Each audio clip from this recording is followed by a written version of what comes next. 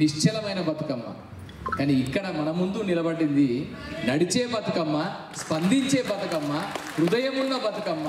మనందరి ప్రజల కష్టాలని మనసు పెట్టి విని పరిష్కరించగలిగిన ఒక నడిచే బతుకమ్మ మనకి ఈరోజు రవీంద్ర భారతిలోకి రావడం అనేది సంతోషంగా భావిస్తూ అందరికీ బతుకమ్మ శుభాకాంక్షలు.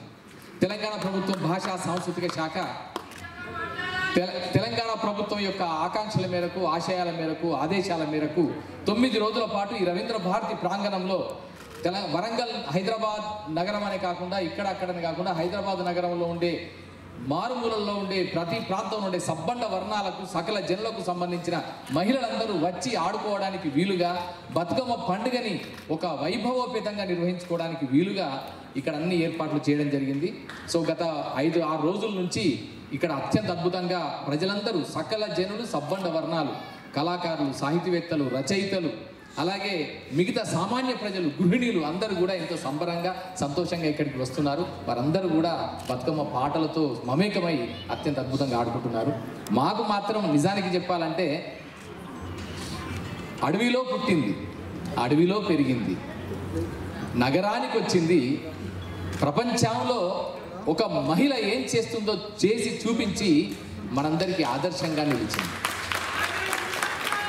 సీతక్క, ఘనసరి అనసూయ సీతక్క గౌరవ మంత్రివర్యులు.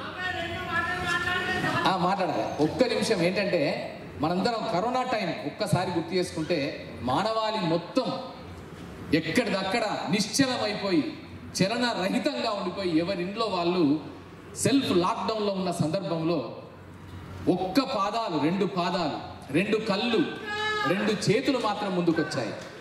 అడవిలో ఉన్న బిడ్డలు ఉన్నారు, దిక్కులేని బిడ్డలు ఉన్నారు, కష్టాల్లో ఉన్నారు, కన్నీళ్ళు ఉన్నారు. మామూలు జ్వరాలు వస్తేనే వాళ్ళకి దిక్కుండదు.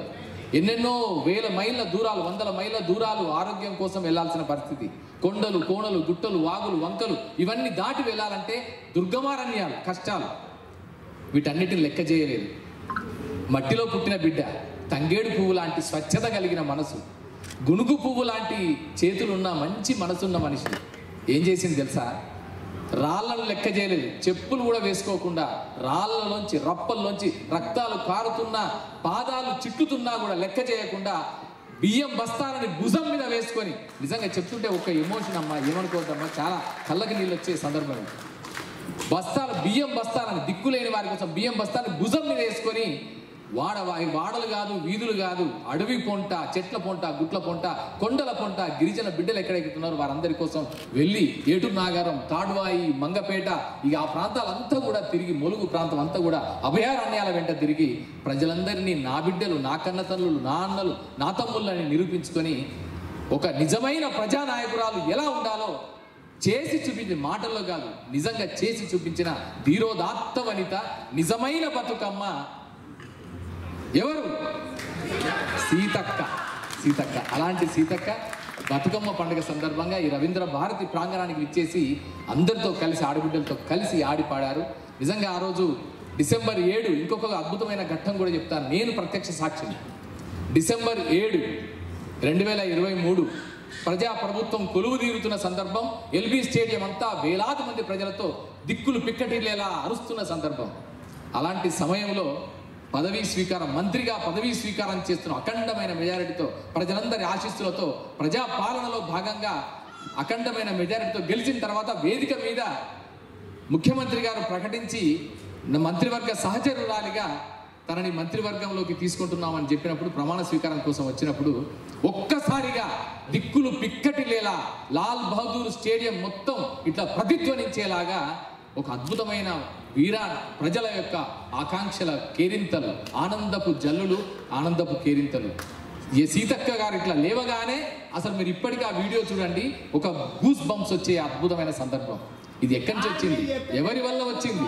ఎందుకు వచ్చింది? అంటే కేవలం ప్రజల కోసం, ప్రజల వలన, ప్రజల కోసం ఆలోచించడం వల్ల వచ్చింది, ఆచరించడం వల్ల వచ్చింది. అలాంటి నిజమైన ప్రజానాయకురాలు గౌరవ మంత్రివర్యులు సీతక్క గారు.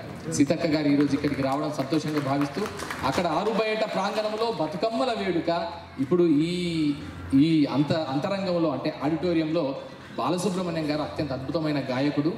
వారి స్మరణలో వారి మొత్తం గాయని బృందాలందరూ కూడా ఈరోజు వారికి స్వరణీరాజన అర్పిద్దామని ఈరోజు ధర్మతేజ గారు, కృష్ణ గారు, మాలవిక, ఈ పాడుతా తీయగాకు సంబంధించిన మొత్తం కళాకారులంతా ఈరోజు ఈ వేదిక మీద కార్యక్రమం చేస్తున్నారు. ఒక స్వరణీరాజన అర్పిస్తున్నారమ్మా. మీరు ఇక్కడ రావడం సంతోషంగా భావిస్తూ మీ సందేశాన్ని, అభినందన తెలియాల్సి కోరుతున్నాను.